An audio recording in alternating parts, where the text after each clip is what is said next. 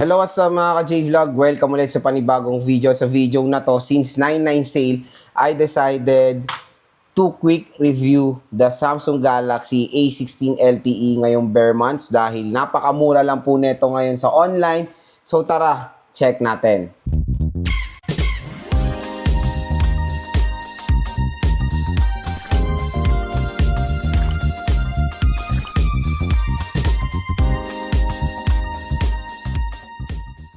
So yan, nagbabrowse kasi tayo syempre sa mga online stores, lalo na sa official store ni Samsung. Nakita ko na sobrang bagsak presyo lang ngayon ng A16 LTE. Ngayon, syempre, nag-decide ako i-refresh yung ating review dito sa smartphone na to. So, na-review na natin siya, unboxing and all, game test. Pero since ngayong bare months, ang dami ngayong nangihingi ng review sa mga smartphones na gusto nilang bilhin or napupusuan nila. So maganda na ni-refresh natin itong A16 LTE. Quick review lang naman to mga ka-J-Vlog. At kung interested din kayo dito, meron na tayo ditong link. Yung view products na yan. Pag clinic nyo or nag-purchase kayo ng Samsung Galaxy A16 LTE dyan, meron pong special voucher na naghihintay sa inyo para makuha nyo ng sobrang bagsak presyo lang itong smartphone na to. So, ang tanong, magkano nga bang A16 LTE? So, ang SRP kasi na itong A16 LTE for the 4GB 128 is 9,990 pesos last year.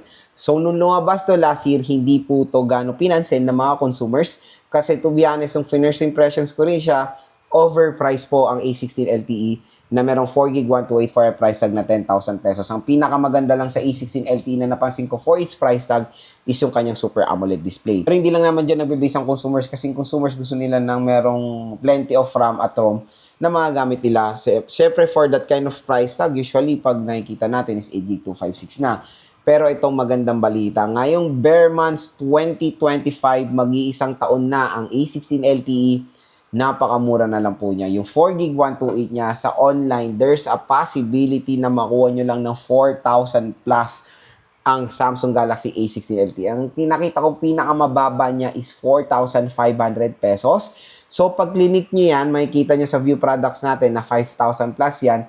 Pag in-apply nyo yung special voucher natin, there's a possibility na 4,000 plus na lang po itong A16 LTE. So, biruin mo, from 10,000 na SRP, to 4,000 plus. Hindi lang yun kasi. Kaya ang daming na-excite sa A16 LTE sa presyo na 4,000 to 5,000 pesos dahil yung specs niya ay sobrang advantage niya sa mga competitors niya sa ganitong price tag. Unang-unang pinakamaganda dito sa A16 LTE is wala nang iba. Yung kanyang gorgeous Super AMOLED display. Again mga ka-J-Vlog, nabili ko to ng May or June. 6,000 ko pa nakuha to. Pero ngayon, 4,600, 4,800 na lang. Naka-Super AMOLED display ka na dito sa Samsung Galaxy A16 LTE. Hindi lang yon, naka 9 screen refresh rate ka, naka 9 screen refresh rate pa. And yun nga, tinago ko to or ginawa ko tong daily driver ko kasi sobrang nagustuhan ko or sobrang na-appreciate ko talaga yung AMOLED display na mo-offer ng Samsung Galaxy A16 LTE. Kaya hindi ko siya binenta. Na-enjoy ko manood ng movies dito. Na-enjoy ko maglaro dito. Ang nilalaro ko dito mostly mostly na nilalaro ko dito Clash of Clans or COC. Yun yung pinaka-nagustuhan ko dito. Very, very vibrant yung display ng A16 LTE. Kaya sa mga bibili ngayong 99, nakita nyo ng 4 Plus to, please wag na kayo magdalawang isipan. Napakasulit nito. At matagal pa po ito masosupport ng software update. Take for example, ito out of the box, lumabas ang A16 LTE. Naka-Android 15 po ito. Naka-Android 14 po ito with One UI version 6. Pero ngayon, na-update siya sa Android 15 with One UI version 7. And syempre, malakas pa ang chance natin na ma-update pa to sa Android 16. Tapos, ito pa ang pinaka-huge advantage ng A16 LTE sa mga competitors sa 4,000 to 5,000 pesos. Triple rear camera system at hindi lang basta-basta yan, lahat po ng lente na yan ay useful. Kasi sa mga ibang competitors niya, triple camera, dual camera, pero ano ang cost? AI lens, depth sensor. Pero dito, kumpleto yan. Meron tayong ultra-wide at macro lens. So, syempre, na camera test na natin several times ang A16 LTE at napaganda po ng camera performance din itong device na to. And even sa mall, syempre, pag chinek nyo to sa mall, ang mahal pa nito, 9,000 plus pa. Kaya dito na kayo bibili sa ating View products kasi no worries, official Samsung store po yan 4 to 5,000 again, ang murang-mura lang. Dito rin ako nabilib sa A16 LTE, to be honest mga J-Vlog, yung kanyang speakers. So yes, it is a single speaker pero napakalakas po ng speaker ng device na to. So kahit na hindi siya dual steer speakers, ang loudness niya nandoon. Perfect na perfect yung loudness na ma-offer ng A16 LTE. Kaya pag magsa-sound trip kayo dito, paniguradong may enjoy nyo mga ka-J-Vlog dahil ang ganda nung loudness na mapoprovide netong device na to. At yun nga, sa battery, makunat din ang battery nito in fairness So, meron siyang 5,000 mAh na removable battery. So, sad to say, syempre, alam niyo naman ng Samsung talamak ngayon sa nagpo-provide yan ng walang charger out of the box. Slim box lang sila. Pero minsan, pag swertihan, tulad nito, nabili ko to, may charger tong kasama. Parang prinomo nila or naka-promo siya na pag bumili kayo ng A16 LTE, merong kasamang charger. Separate box naman yung charger niya and 25 watts yan. Ang maganda dito, fast charging rate din ito. So, 25 watts fast charging rate ang mo-offer din ng Samsung Galaxy A16 LTE.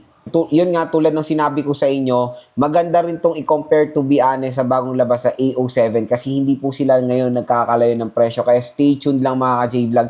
Gagawa tayo ng phone comparison about the Samsung Galaxy A16 LTE and the Samsung Galaxy A07 na pareho pong chipset pero sobrang layo ng mga specifications nila.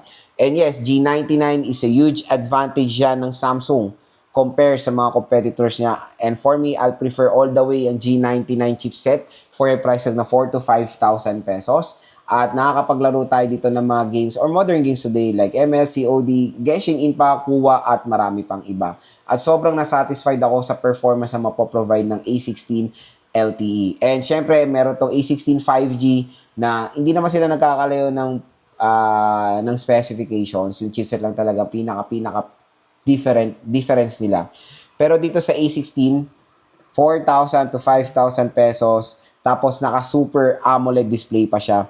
Ito yung isang magiging buying factor nyo to be honest dito Naka Super AMOLED, triple camera, kompleto yan, ultra wide macro lens and main camera, malakas yung speakers, makunat yung battery, and syempre, when it comes sa durability, Samsung ay isang well-known brand when it comes sa durability ng mga devices nila at updated pa ng software. Ang ipiprefer ko rin sa inyo all the way dito sa A16 LTE is of course yung One UI version 7 is very convenient. At yun nga, tulad ng sinasabi ko sa mga ibang video ko, ang most din na pinagkakatiwalaan ko na device or software when it comes sa Android is Samsung One UI dahil sa kanilang very trusted or very secured na Samsung Knox. So yun mga ka-J-Vlog, ang tanong, Lord, sulit ba to? Bibili na ako ngayon na definitely add to cart nyo na to. Wag na kayo magdalawang isip pa mga ka-J-Vlog, i-add to cart nyo na agad ang A16 LTE hanggang mura pa, hanggang bagsak presyo pa dahil panigurado magiging sulit talaga ang inyong hard-earned money dito dahil ito po si Samsung Galaxy A16 ang isa sa pinakasulit ngayon na pwede nyo makuha under 5,000 pesos. So again, i-click nyo na tong view products natin dahil sa view products natin, malaking tulong po yung special voucher natin. Ang laki po na makukuha yung discount. Meron pang SPay later na ma-offer, free shipping pa.